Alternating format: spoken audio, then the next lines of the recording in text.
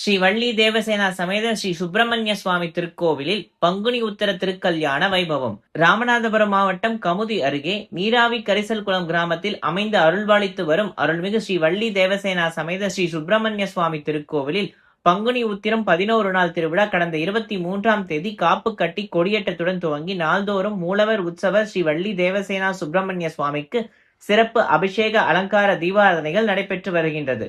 திருவிழாவின் முக்கிய நிகழ்வாக 10ஆம் திருநாள் விழாவாக ஸ்ரீ வள்ளி தேவசேனா சமேத ஸ்ரீ சுப்பிரமணிய சுவாமிக்கு திருக்கல்யாண வைபவம் வெகு விமர்சையாக நடைபெற்றது. முன்னதாக பெண் மாப்பிள்ளை வீட்டார் சார்பில் சீர்வரிசை தாம்பூல தட்டுகள் மேளதாளங்கள் முழங்க ஊர்வலமாக மணப்பந்தல் முன்பாக கொண்டு வந்து வைக்கப்பட்டது. அதனைத் தொடர்ந்து யாகசாலை பூஜைகள், கணபதி ஹோமம், பூர்ண ஆகுதி, தீபாரதனையும் நடைபெற்றது.